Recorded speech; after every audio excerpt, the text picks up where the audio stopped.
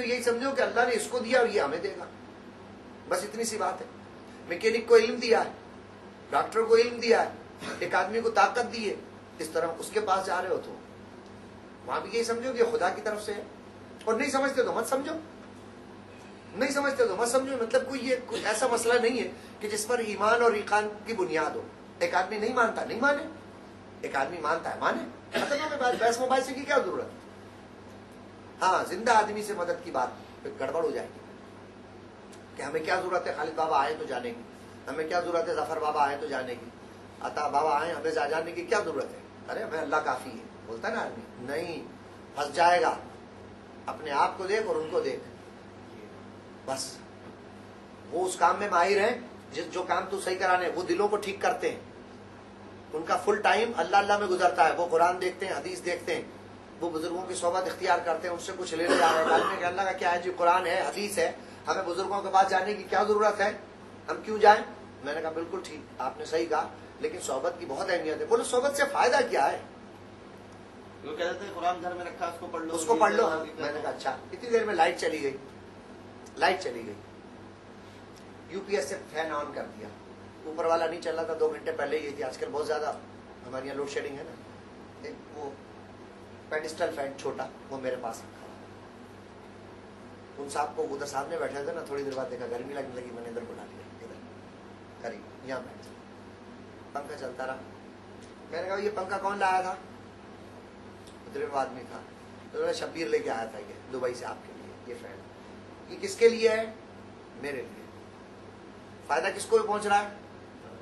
برابر ہے میرے لیے، لیکن تم میرے قریب آ گئے نا، میری صحبت میں آ گئے نا، تمہیں بھی فائدہ پہنچنے لگا۔ یہ پنکھا خالصتاً شبیر نے میرے لیے بھیجا ہے دبئی سے، یہ یو پی ایس سنوبر نے لگوایا میرے لیے، تمہارے لیے نہیں۔ لیکن اگر تم میرے قریب آ گئے، میری صحبت میں آ گئے، میری میگنیٹک فیلڈ میں آ گئے، تو جو انوار و تجلیات مجھ پہ برس رہے ہیں نا، جو نعمتیں مجھے مل رہی ہیں، جب تم یہاں آ کے بیٹھو گے تو یقیناً وہ تمہیں بھی ملیں گی۔ اس لیے صحبت کا کہا گیا کہ ان کی صحبت میں بیٹھو، سیکھو گے بھی، اندر سے بھی اور باہر سے بھی تبدیلی واقع ہوگی۔ اور یہ تو اب سائنس کہتی ہے کہ اگر آپ برے آدمی کی صحبت میں بیٹھو نا، کہ ایک دفعہ دیکھو آپ کا دل گھبرانے لگتا ہے، یار کب اس سے جان چھوٹے گی۔ کئی لوگ ہوتے ہیں نا، کب یار جان چھوڑے گا، کب یار مصیبت سے، یار یہ جائے گا کب۔ اور کچھ لوگ ایسے ہوتے ہیں جن کے صحبت میں بیٹھو تو وہ لوگ گھنٹوں بیٹھے رہو، پتہ نہیں کیا الفت، کیا اندر سے تعلق ایک محسوس ہوتا ہے۔ تو یہ بات ہے۔ اور کوئی سوال؟ وہ ایک پرسوں بات ہو رہی تھی کہ اللہ کے رسول صلی اللہ علیہ وسلم کی حدیث ہے کہ جو اپنی حاجت کسی کو نہیں بتائے گا اس کی حاجت پوری ہوگی، اور اس کے حوالے سے جب نہیں بتائے گا تو بات کیسے ہوگی؟ اصل میں بات یہاں وہی اللہ کافی والی بات آ گئی کہ آدمی کا یقین اتنا پکا ہو کہ وہ اپنے طور پہ، جیسے میں نے کہا کہ توکل اس کا کام، اس کا مطلب نہیں ہے کہ آپ گاڑی اسٹارٹ دروازے پہ کھڑی کر کے چھوڑ کے چلے آؤ۔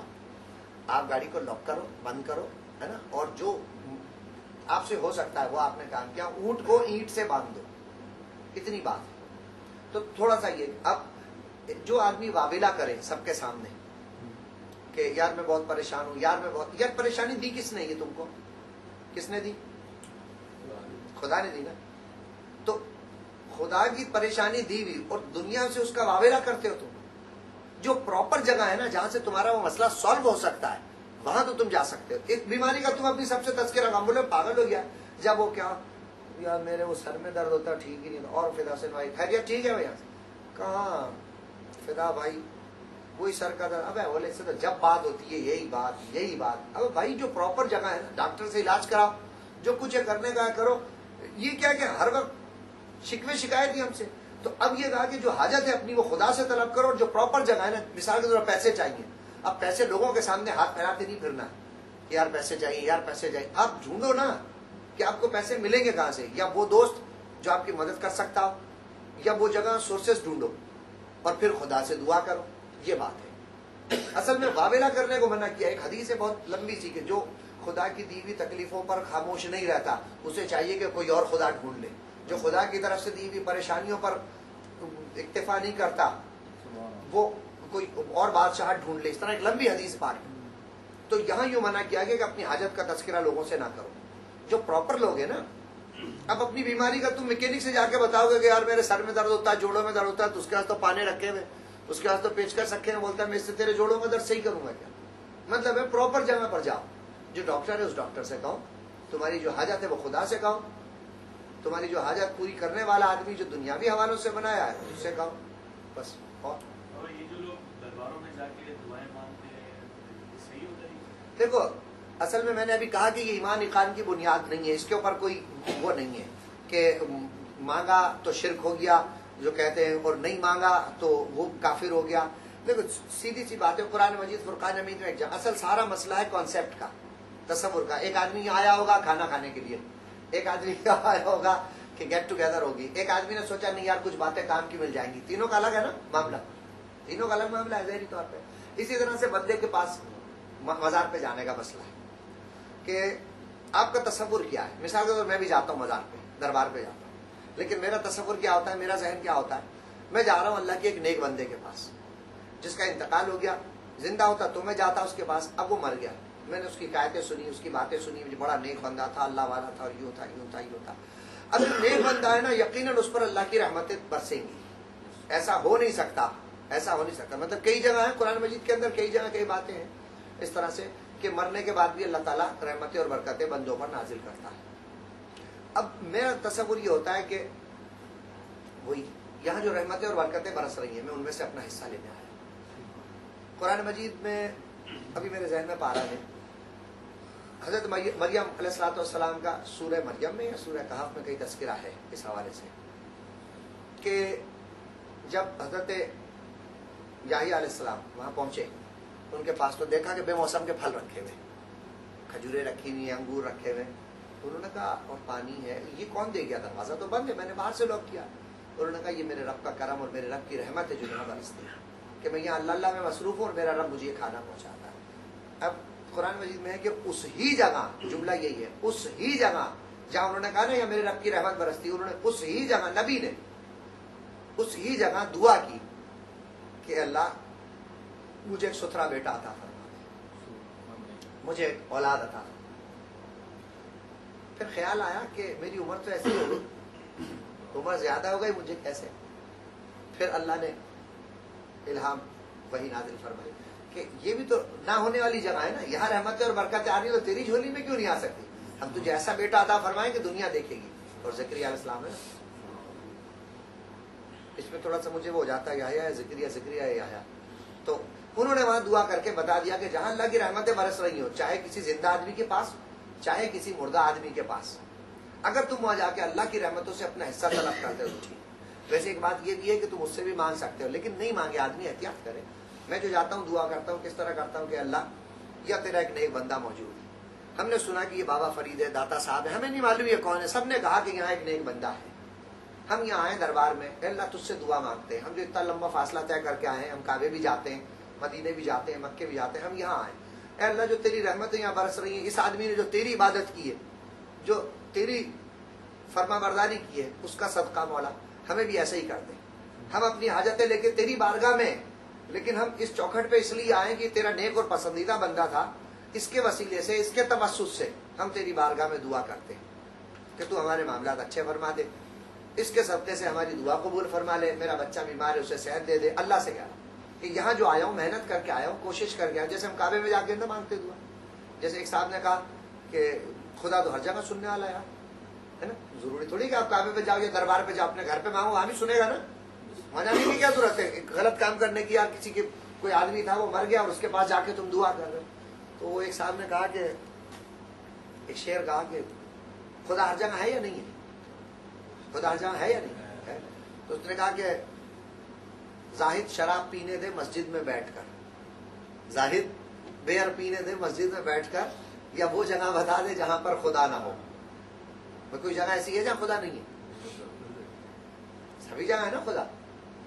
تو اس نے لاجواب کر دیا, لیکن زاہد نے کیا جواب دیا, شرابی شراب پی کافر کے دل میں بیٹھ کر, یہ وہ جگہ ہے جہاں پر خدا نہیں. دلیل دی ہے, بات ہے ایسی, خدا تو ہر جگہ موجود ہے, لیکن کچھ جگہیں ایسی ہیں کہ خدا نے کہا جب تم وہاں دعا کرو گے تو قبول کروں گا, رحمت کی جگہیں ہے نا. کچھ چہرے دیکھنے کو کہا کہ نیک آدمی کا چہرہ دیکھو گے تو تمہیں اجر ملے گا, کعبۃ اللہ کو دیکھو گے تو اجر ملے گا, قرآن مجید کو دیکھو گے تو تمہیں اس کا اجر ملے گا. اب یہ اجر کی کیا بات ہے یار, اس میں کیا معاملہ, वो एक इन्होंने कहा था कि बावजू रहो तो रिस्क में बरकत होती है जी हैं? जी। इन्होंने कहा ये हदीस है या नहीं है। मैंने कहा यार लॉजिकली तो बात बनती है ना, जब आदमी बावजू रहता है ना, उसे एहसास होता है कि मैंने बाथरूम गया हूँ, फिर मैंने वजू किया है, ऐसे नहीं आया हूँ, चीटों से बचाऊं, बुराइयों से बचाऊं, तो उसका कल खुद ब खुद अल्लाह की तरफ रागिब रहता है। तो जो आदमी खुलूस और सच्चाई के साथ, ईमानदारी के साथ कारोबार करेगा, उसके रिस्क में बरकत नहीं होगी। वैसे ही होगी ना जो अपनी नौकरी से, अपने प्रोफेशन से जो सिंसियर रहेगा, तो वैसे ही बरकत होगी उसके मामला में।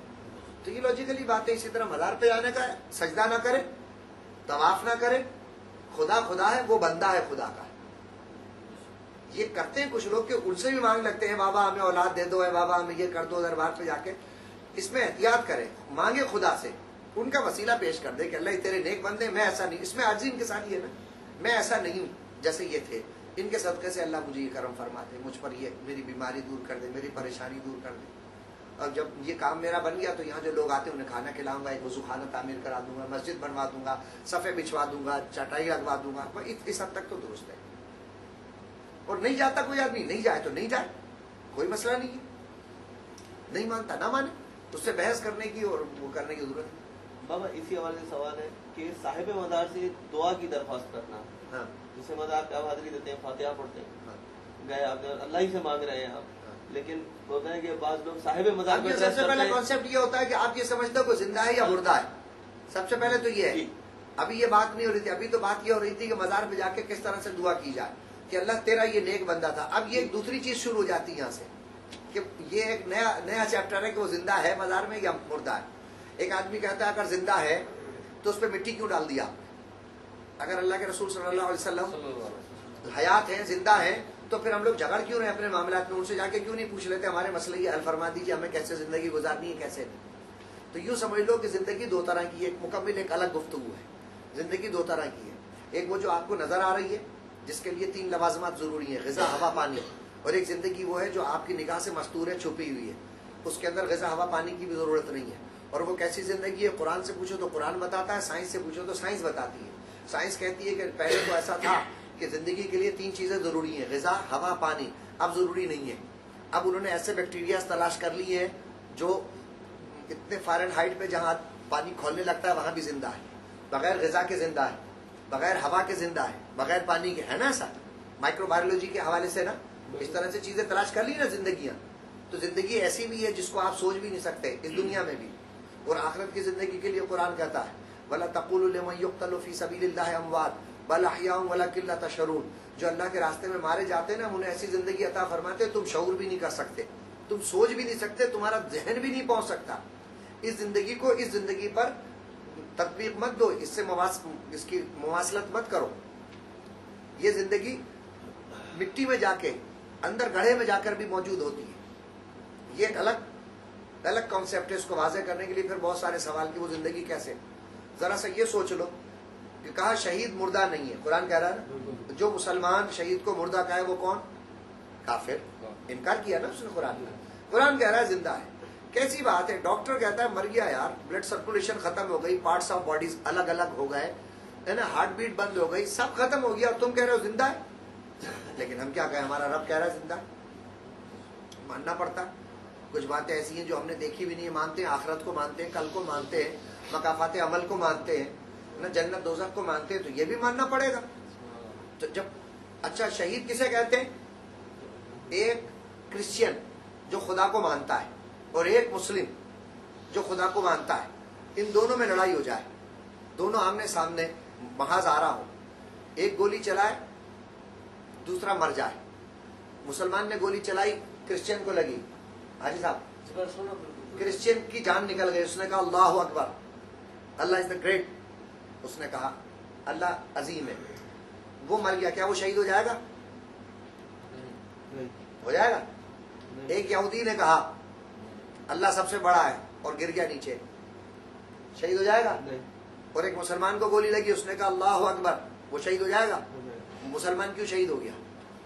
तीनों अल्लाह को मानने वाले थे।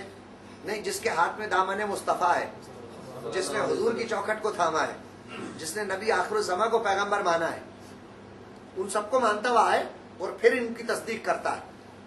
ये जो मरा ये शहीद होगा। जिसने हुजूर की نظروں سے خدا کو پہچانا، مصطفیٰ کی نظروں سے خدا کو پہچانا، یہ شہید کہلائے گا۔ تو ان کا دامن ہاتھ میں تھاما تو شہادت کا درجہ ملا، زندگی مل رہی ہے، مرنے کے بعد بھی زندہ رہے گا۔ تو جو ان کے دامن سے وابستہ ہو جائے، جن کے تھرو، جن کی وجہ سے اس کو زندگی مل رہی ہے، کیا انہیں زندگی نہیں ملی ہوگی؟ بالکل بے شک۔ ایک عام آدمی ان کا دامن تھام کے خدا کو پہچانے، خدا کی تعلیمات پر عمل کرے، اسے تو قرآن کہے کہ وہ زندہ ہے اصلا، اور اس کو جس کی وجہ سے زندگی مل رہی ہے اسے زندگی نہیں ملی ہوگی، یا جو اس کے دامن سے وابستہ انہیں زندگی نہیں ملی۔ نہیں، میں لاجیکلی بات کر رہا ہوں، اعتراض ہے تو کوئی ساتھی سوال کرے مجھ سے، میں جواب دینے کی کوشش کرتا ہوں۔ یہ ایک کہانی دوسری ہے۔ تو شہداء بھی زندہ ہیں، اولیاء بھی زندہ ہیں، مگر ان کی زندگی دوسری ہے۔ وہ کیسی زندگی ہے وہ ہم نہیں سمجھ سکتے۔ بالکل ایسے جیسے انڈے کے اندر بچے کی زندگی ہے، پیٹ کے اندر، ماں کے پیٹ کے اندر بچے کی زندگی ہے۔ ایسے بہت سارے معاملات ہیں، سائنس جس پر تحقیق کر رہی ہے، اور عجیب عجیب باتیں ظہور میں آ رہی ہیں جو آپ جن پر پہلے اختلاف کرتے تھے نا، کہ ایک آدمی بول رہا ہے اور ساری دنیا سنے، ایسا کیسے ہو سکتا ہے؟ آج ٹیلی ویژن کے ذریعے کر رہے ہو آپ، یہاں سے پکارے وہاں وہ سنے، ان کی اعلیٰ سماعت پہ لاکھوں سلام۔ نہیں، یہ لاؤ موبائل آن کرو، ابھی میں یہاں سے بولتا ہوں۔ اس دن وہ لیکچر ہوا، 9 ممالک میں سنا گیا، 12 جگہ ساتھیوں نے اس کو قلم بند کیا۔ یہ تو اب کوئی مسئلہ ہی نہیں رہا، مرنے کے بعد کیسے اٹھائیں گے؟ اسی پر کافر جھگڑا کرتے تھے زیادہ، بہت ساری آیتیں اسی پر ہی ہیں نا، بعد میں کیسے زندگی ہوگی؟ اب سائنس نے بتا دیا، وہ ڈی این اے سے زندگی ہے نا، کلوننگ سے زندگی ہے نا، سب کچھ ڈیمولش کر دیا، ختم کر دیں، جلا دیں، ایک ذرہ بچا۔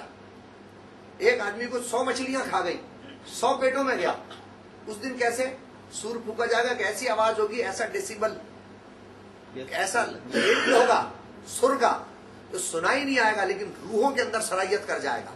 اب ڈسکور ہو گیا کہ یہ کون سی آواز ہوگی، سور۔ خدا نے پکارا تھا عالم اربع میں، صوت سرمدی میں۔ آج جب وہ سنتے ہیں تو کبھی عطا مست ہو جاتا ہے، کبھی فہد، کبھی خالد، کبھی بابا فرید، کبھی خواجہ نظام الدین اولیاء۔ تو روح کی غذا اس لیے کہتے ہیں موسیقی کو، ہے نہیں، لیکن خدا نے جب بھی بات کی انسانیت کے حوالے سے، بات ہو رہی تھی، کوئی اسٹرکچر بنایا ہے، کوئی خاکہ بنایا ہے، کوئی ڈھانچہ ہے، کوئی چیز بھی بے ربط نہیں ہے۔ تو یہی موسیقی جب ہمارے جسمانی حوالوں سے ہمارے ذہن کے ان تاروں کو جھنجھوڑتی ہے جس سے ہمیں تسکین ملتی ہے، تو ہم کہتے ہیں روح کی غذا ہے موسیقی۔ ورنہ موسیقی کہاں نہیں ہے، ساری کائنات میں موسیقی ہے، ساری کائنات میں۔ قرآن کی تلاوت سن لیں، بہترین، اذان سن لیجئے، نعت شریف سن لیجئے، ہم سن لیجئے، حتیٰ کہ ایک دوسرے کو بلانا دور سے آواز دے کر، اس میں بھی غنا اور موسیقی۔ آپ کو کبے کی آواز اچھی نہیں لگتی، بلبل کی آواز اچھی لگتی ہے، یہ کیا ہے؟ یہ سربستہ راز ہے قدرت کے، جو اس نے آپ کے ساتھ لائف سپورٹنگ سسٹم میں ٹچ کر دی ہے۔ آپ کا کام ہے صرف ڈھونڈنا، تلاش کرنا ہے، لیکن ہم صرف اور صرف روٹی، پانی، مال، بس اسی میں رہتے۔ تو اس طرح یہ ہم مزارت پہ جا کے ان سے کہہ بھی سکتے ہیں، اگر یہ کانسیپٹ ہو جس کا یہ نہیں ہے کہ مردہ ہیں، تو پھر اس کو نہیں کہنے کی ضرورت، اس کو نہیں کہنے کی ضرورت۔ ٹھیک ہے، ظفر نے سگنل دے دیا، اللہ کی بارگاہ میں دعا کرتے ہیں، الحمدللہ رب العالمین والصلاۃ والسلام علی سید المرسلین، لا الہ الا اللہ وحدہ لا شریک لہ، لہ الملک و لہ الحمد وهو علی کل شیء قدیر۔ یا الہ العالمین، یا ارحم الراحمین، یا احکم الراحمین، جیسا تو چاہتا ہے مولا کریم، جیسا تیرا حبیب چاہتا ہے مولا، ویسا ہمیں بنا دے۔ اے اللہ، ہم سب کی حاضری کو اپنی بارگاہ میں قبول فرما دے، ہماری زندگیوں میں آسانیاں عطا فرما دے۔ اے اللہ، جو چاہتے ہیں ہم قانون اور شریعت کے دائرے میں جو کچھ ہو وہ ہمیں عطا فرما دے۔ اے اللہ، ہمیں دعا کرنے والا بنا دے۔ اے اللہ، ہمیں اپنے آپ سے، اے اللہ، تجھ سے تعلق رکھنے والا بنا دے۔ اے اللہ، اپنی اور اپنے حبیب کی سچی محبت عطا فرما دے۔ اے اللہ، کسی کا محتاج نہ کر۔ اے اللہ، بس ہاتھ پھیلیں تو تیری بارگاہ میں پھیلیں، اے اللہ، زبان کھلے تو تیری بارگاہ میں کھلے۔ اے اللہ، ہم دنیا میں مصروف رہیں لیکن تیرا تصور کسی لمحہ، کسی گھڑی ہم سے دور نہ۔ ہمیں نمازوں میں خضوع و خشوع عطا فرما، ہمیں رونے والی آنکھ عطا فرما، ہمیں تڑپنے والا دل عطا فرما دے۔ اے اللہ، ہمیں عفو درگزر کرنے والا بنا دے۔ اے اللہ، ہمیں معاف کرنے والا بنا دے۔ اے اللہ، ہمیں عاجزی اور انکساری عطا فرما دے۔ اے اللہ، ہمیں اپنی پہچان عطا فرما دے، ہماری صلاحیتوں اور ہماری عظمتوں کا ہمیں اندازہ ہو جائے۔ اے اللہ، ہم سے وہ کام دے جس میں تو اور تیرا حبیب راضی۔ اے اللہ، ہماری دنیا بھی اچھی کر دے اور آخرت بھی اچھی کر دے۔ اے اللہ، جتنی دنیا تو چاہتا ہے اتنی دنیا ہمیں عطا فرما۔ اے اللہ، ہمیں آخرت کی تیاری کرنے کی توفیق عطا فرما۔ ہمیں اپنے اوپر رضا، توکل اور بھروسہ کرنے کی اپنی رضا عطا فرما، اپنے حبیب کی سچی محبت عطا فرما، ہماری سے جو غلطیاں ہو جائیں ان پہ ہماری پکڑ نہ فرمانا، مواخذہ نہ کرنا، اے اللہ ہم سے جو خطائیں ہو جائیں ان پہ مواخذہ نہ کرنا، اے اللہ ہم سے جو بھول چوک ہو جائے اس پہ ہمیں معافی کی نعمت عطا فرما، اے اللہ معافی کی بھیک عطا فرما، اور جو تو نے اپنے نیک بندوں کے دامنوں سے وابستہ رکھا ہے، اچھی صحبتوں سے اللہ یہ جب تک ہماری زندگی ہے ہمیں نیک لوگ عطا فرماتا ہے، ہمیں قرآن کی صحبت عطا ہو جائے، اے اللہ ہمیں ایمان کی صحبت عطا ہو جائے، ہمیں صاحب ایمان لوگوں کی صحبت عطا فرما، اے اللہ ہماری دنیا بھی اچھی کر دے، آخرت بھی اچھی کر دے۔ یہ ساتھی میرے دور و نزدیک سے جمع ہوئے مولا، ان کے دلوں میں جو بھی حاجتیں ہیں دنیا کے حوالے سے، آخرت کے حوالے سے، اللہ ان کی ساری حاجتیں پوری فرما، اللہ ان پر اپنا کرم فرما دے، ان کو تحفظ عطا فرما دے، حاسدوں سے بدخواہوں سے محفوظ رکھ، ان سب پر اپنا کرم فرما، وصلی اللہ تعالی علی خیر خلقہ محمد وعلی آلہ وصحبہ ازواجہ اجمعین برحمتک یا رب۔